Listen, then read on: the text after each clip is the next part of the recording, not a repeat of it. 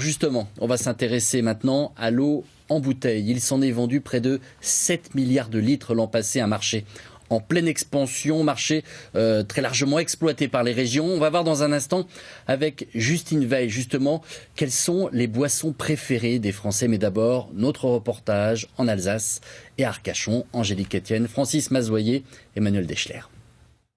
Sur les tables des restaurants ou dans les rayons des supermarchés, elles prennent de plus en plus de place, jusqu'à rivaliser avec les géants du secteur, Danone et Nestlé. Dans ce supermarché strasbourgeois, l'Alsacienne Carola est dans presque tous les chariots, au prix de 50 centimes la bouteille. Parce que c'est alsacien, tout à fait. Donc on achète du local. Elle est attachée à Carola. Donc voilà, rouge, bleu, verte, voilà les trois. Oui, mes parents la buvaient déjà, donc c'est vieux, hein. À peine 2 heures après l'ouverture du magasin, il faut donc recharger les rayons, et cela tout au long de la journée. Carola, un succès qui puise ses racines ici, au milieu du vignoble alsacien. Là vous pouvez voir donc la source Carola, qui est donc puisée à 150 mètres de profondeur et qui sort par ce tuyau et après qui va directement vers l'usine pour l'embouteillage. Chaque heure, la source alimente 24 000 bouteilles sur cette ligne d'embouteillage flambant neuve. Un investissement de 2 millions d'euros pour rester compétitif. On a besoin d'une grande flexibilité, on a besoin d'une grande réactivité, donc on doit être capable de produire tous les formats sur une seule ligne d'embouteillage au meilleur prix. Il faudra moins d'1 minute à une bouteille pour passer toutes les étapes, du soufflage jusqu'à l'étiquetage, et cela 24 heures sur 24. En produisant toujours plus, l'eau est devenue leader dans la région et gagne de nouveaux clients grâce aux innovations.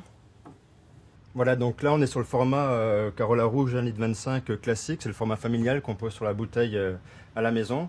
Et le nouveau format c'est le 1 litre, donc avec un design qui a été travaillé pour améliorer la facilité de prise en main et qui est aussi plus léger à prendre dans son sac à main ou dans son sac de sport.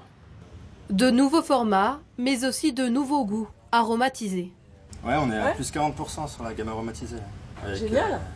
La super météo du mois de juin, les belles mises en avant. Les gens sont à la recherche de produits plus sains et plus naturels et donc les aromatisés répondent à ce besoin et puis rendent aussi l'eau un petit peu innovante avec des parfums originaux. La Mirabelle est un exemple. Des innovations qui ont permis à l'entreprise d'avoir une croissance de 15% en 3 ans.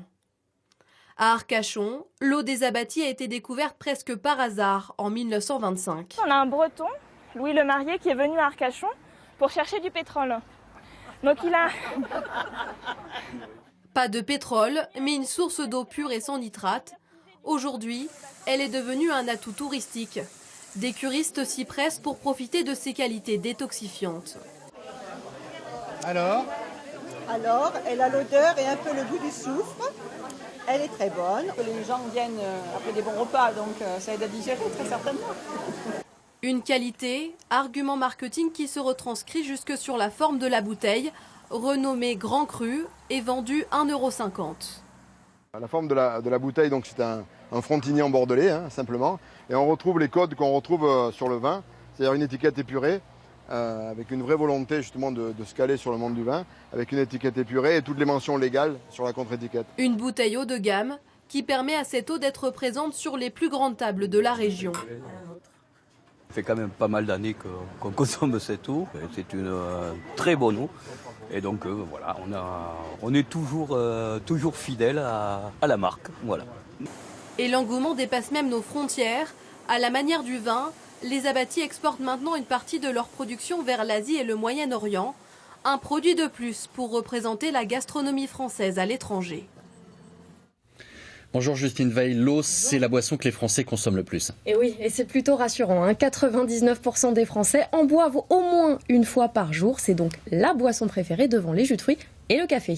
Alors est-ce qu'on boit plutôt de l'eau du robinet ou de l'eau en bouteille ? Plutôt eau en bouteille. En fait, près de la moitié des Français ne feraient pas confiance à l'eau du robinet, trop chlorée, trop calcaire ou avec un mauvais goût. Ils se tournent du coup plutôt vers l'eau en bouteille. 8 Français sur 10 pensent qu'elle est plus pure et donc meilleure pour la santé. Et bien résultat, avec 122 litres par an et par habitant, la France est donc le 4e consommateur européen d'eau en bouteille, derrière l'Italie première, l'Allemagne et la Belgique. 122 litres, c'est quand même un petit budget. L'eau, c'est donc bon pour la santé et pour notre économie. Et oui, puisque l'industrie des eaux en bouteille, c'est tout de même 2,8 milliards d'euros de chiffre d'affaires, 10 000 emplois directs, 30 000 emplois indirects. Et puis on l'a vu dans le reportage, ça fait vivre des petites entreprises locales. Dernière question, on parle d'eau de source, on parle d'eau minérale. Quelle est la différence? Comment choisir surtout? Alors ce sont 2 appellations très réglementées. Dans les 2 cas, rien n'est ajouté.